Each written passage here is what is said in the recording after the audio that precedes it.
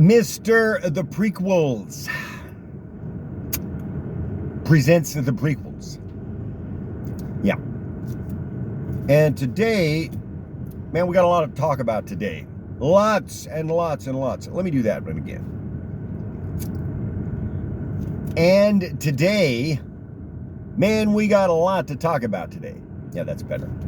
We got lots and lots and lots to talk about today. Man, James Gunn's Superman on... Man, I think I saw... Because I haven't even seen a trailer for that one yet. I've already decided I'm not going to see any trailers. I'm not watching any trailers for the James Gunn Superman. I'm gonna look at set photos, and I'm going to kind of see what's going on in the world, you know, our current world. But I'm not going to watch any trailers. Man, this Superman movie better blow me away. That's all I'm saying. Because I'm a little underwhelmed now by the Man of Steel fare that we've been offered since Brandon Routh. Now, Brandon Routh's pretty good, and I think in Crisis was his best turn as Superman. Man, he was great in Superman Returns, but Superman Returns is just a horrible movie for a lot of reasons. Man, starting with the color palette. I mean, man, and that's the same problem with this other new one with Tyler Hoechlin, who's a great Superman. I mean, he's great as Superman.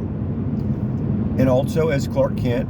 It's a great cast, and I followed some of the story along, just blurbs here and there of reviews, clips on YouTube, and it looks pretty good, except I don't like the color of the Superman suit.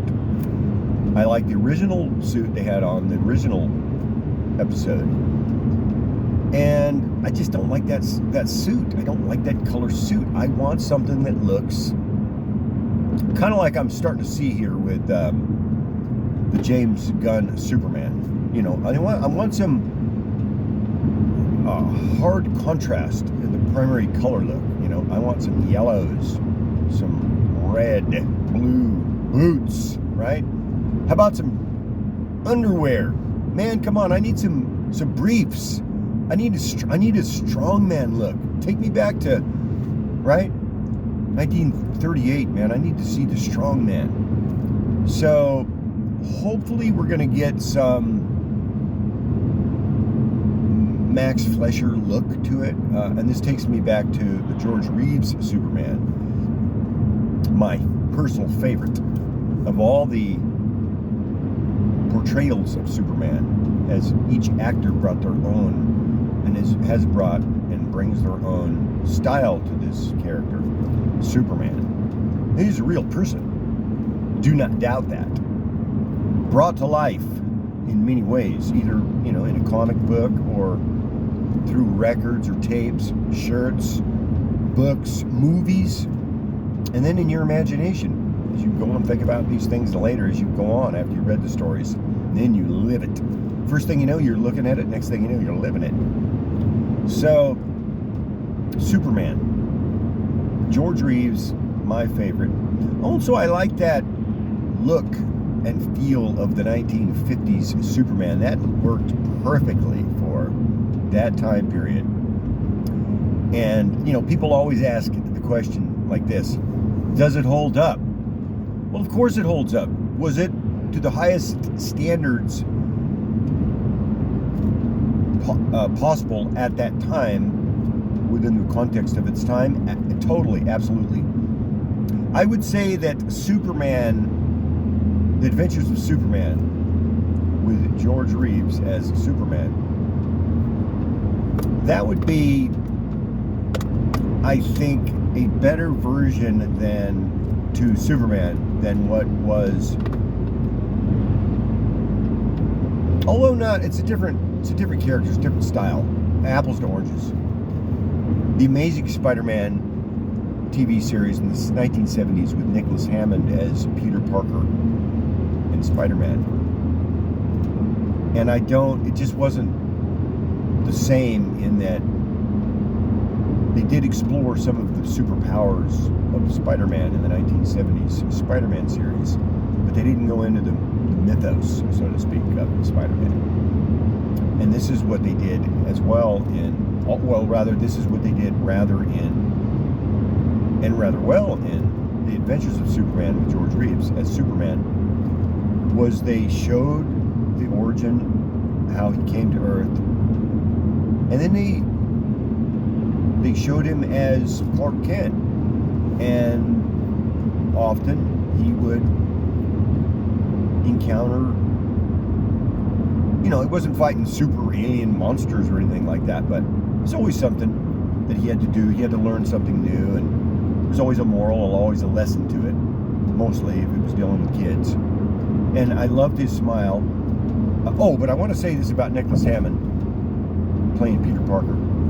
One of my favorite versions of Peter Parker, really. Tobey Maguire, I would say the Sam Raimi Spider-Man, which I'm now calling Spider-Man. I'm just going to call it by the title. It's not the Raimi Spider-Man, it's Spider-Man.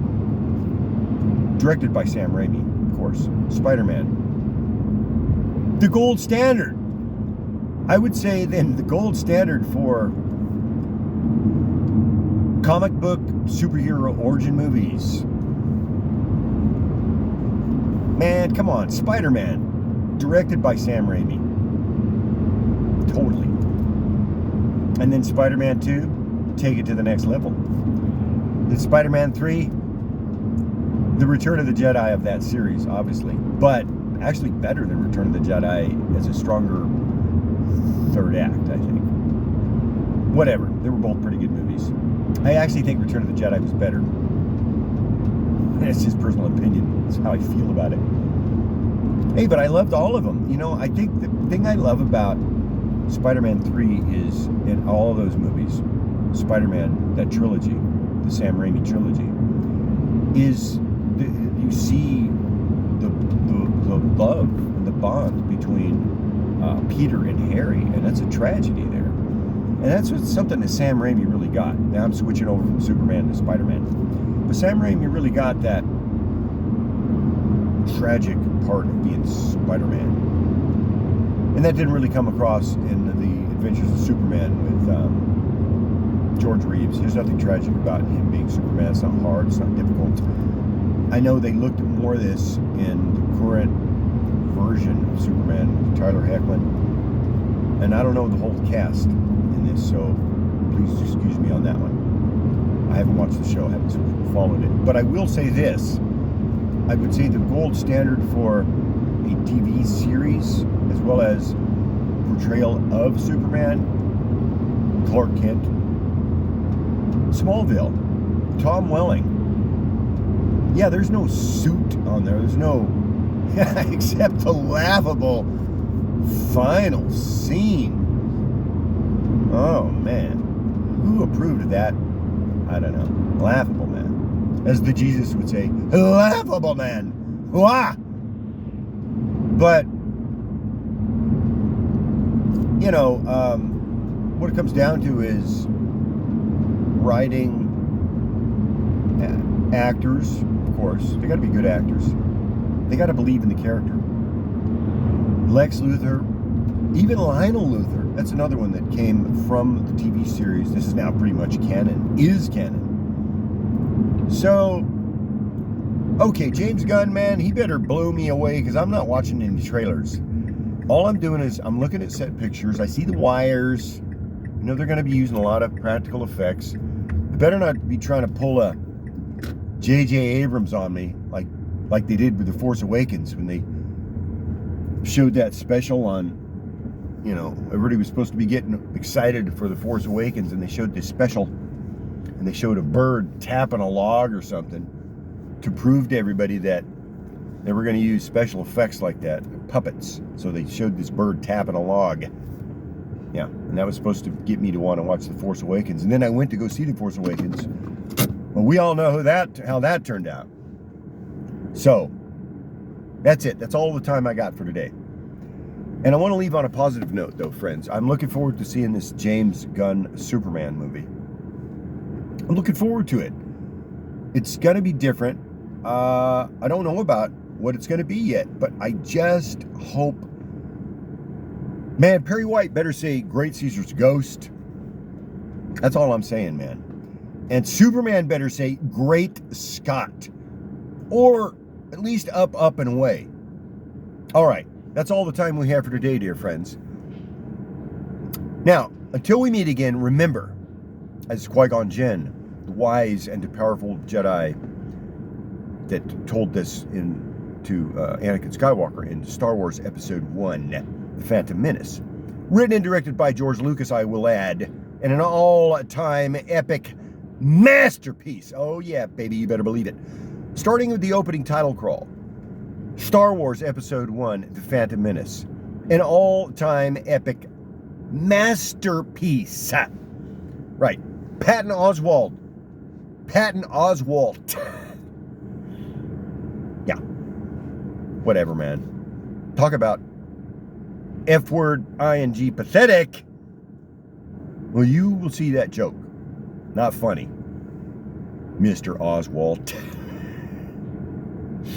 Okay, just joking around, man. Just having some fun. It's not like I'm making a joke about going about and killing anybody with a shovel, right?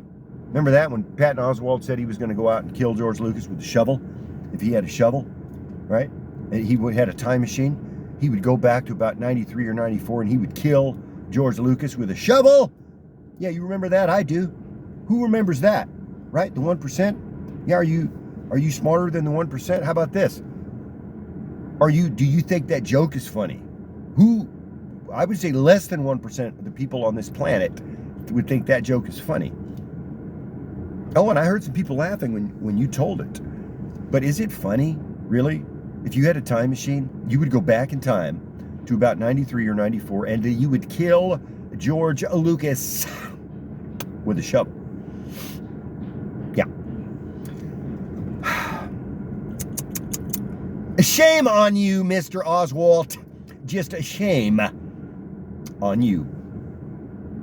Hey, but look, man, I'm not saying that you shouldn't have the right to say any or tell any kind of a joke that you want to tell. Or that people shouldn't have the right to listen to or laugh at any joke that they want to listen to or laugh at. Hey, man, whatever you think is funny. I'm just saying I didn't think that joke was funny, and I'm making a point to say it now. And anybody else that agrees with me, pass this along to Patton Oswalt. What are you going to say about it? I mean, maybe you don't have to say anything to me about it. You don't need to say you're sorry, but hey, did anybody still remember this joke? Is it funny? It's still out there? Has anybody, watched the movies, the prequels? Starting with the opening title crawl of The Phantom Menace, Episode 1. Come on, man. Turmoil has engulfed the Galactic Republic. The first words is turmoil, right? And the final words uttered in that episode, peace. It's an epic tale of war, turmoil, and peace. Beautiful. Beautifully made as well. Characters, iconic, Jar Jar Binks. Look, man, and don't even get me started on Jake Lloyd. That guy, that kid deserved an Oscar and deserves an Oscar for his portrayal of Anakin Skywalker in Star Wars Episode 1. Yeah, written and directed by George Lucas. Producer Rick McCallum. Executive producer George Lucas. An all-time epic masterpiece. Yeah. And then finally, I want to add this one more piece on Jake Lloyd. Jake Lloyd deserves an Oscar. This can happen. This needs to happen. Somebody get me Bradley Cooper on the line. Oh, also, the Hollywood star, the Walk of Fame thing. Come on, man. Surely we could put some money together to put this guy's star on the Walk of Fame. Are you kidding me? Are you serious with this? Jake Lloyd deserves an Oscar. Just look at the clips, man. Maybe I'll put it on this one here. Or the next one that follows this. And then you tell me. He deserves an Oscar. Hey, also Ahmed Best. The entire cast. Okay. Jar Jar Binks, the key to this whole thing, man. Come on. Don't even get me started. Got a lot to talk about. James Gunn's Superman, Star Wars Episode 1, the prequels, Attack of the Clones. Man, there's a lot going on. Hey, not to mention the books, man. We're still book sales, right?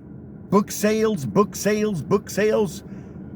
All right, friends, that's all the time we have for today. And until we meet again, remember these wise words from Qui-Gon Jinn as he spoke these words to Anakin Skywalker in Star Wars Episode 1, The Phantom Menace.